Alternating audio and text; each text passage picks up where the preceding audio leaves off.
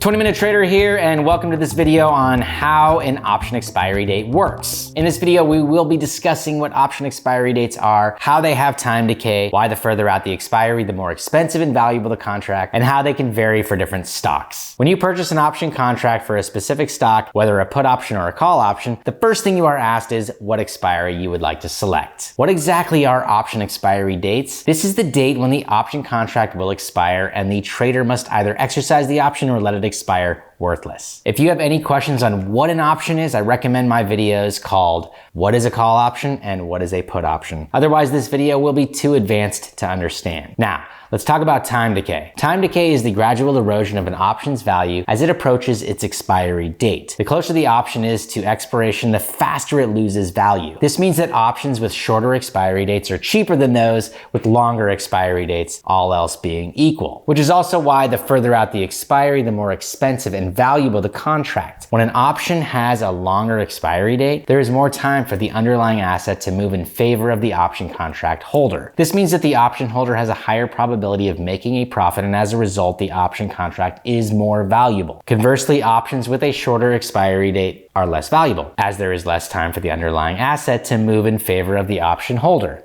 Expiry dates can vary for different stocks. Many stocks have expiries that end on Fridays only, which means they can no longer be traded at 4 p.m. Eastern time of that Friday. Some stocks have daily expiries, while others expire every 2 days. These all expire at the end of the day, 4 p.m. Eastern of the stated expiry date, which is when the closing bell of the stock exchange rings. However, the third Friday of every month is the standard choice for longer-term contracts. Because of this, the exact date of the month is often not listed when referring to the third Friday of the month expiry, and often only the month and year are listed. This means that one must figure out what the day of the month of the third Friday is in order to know what the actual expiry date is. If you see an option expiry that says Jan 24, it means actually the third Friday of January in 2024, which is January 19th at 4 p.m. To be clear though, if the option is said to expire on Friday at 4 p.m. Eastern time, this refers to when the ability to trade the option is no longer available, not to exercise the option.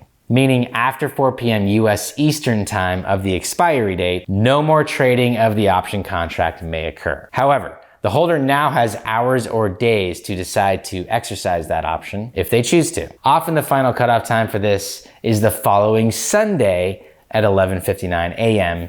Eastern US time for those options that end on Fridays. And this is when the actual expiration of the contract occurs and it perishes from existence worthless, or is exercised by the holder to buy or sell the underlying shares. So while we casually toss around the data that an option expires at the closing bell of the expiry date, it factually does not. The ability to trade it ends at that time, but it only becomes fully worthless at some point after the holder is provided the chance to exercise it but doesn't. And just to be a little more complicated, there are some ETF options, exchange traded fund options contracts, that can still be traded until 4:15 Eastern time, up to 15 minutes after the market has closed. But there are no other standard stock options contracts in the US markets that go beyond that. Phew.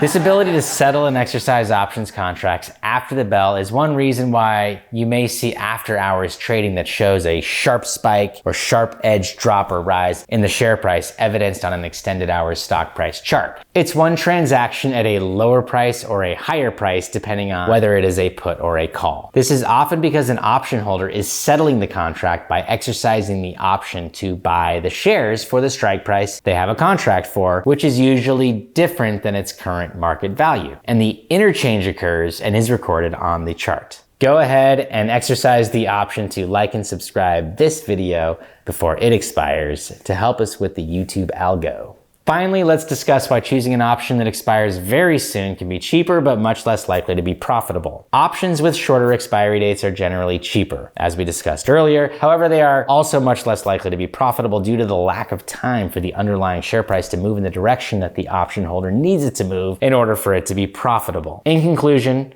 Option expiries are the date when the option contract can no longer be traded and will expire soon after. And the trader must either exercise the option or let it expire worthless. Expiry dates have time decay, meaning that the closer the option is to expiration, the faster it loses value. The further out the expiry, the more expensive and valuable the contract, as there is more time for the underlying asset to move in favor of the option contract holder. Expiry dates can vary for different stocks, and if you choose an option that expires very soon, it will be cheaper but much less likely to be profitable. I am the 20-minute trader providing explanations for trading concepts. Keep in mind that trading options is very risky, so know what you're doing before trying it and don't risk any important money on it. See you in the next video.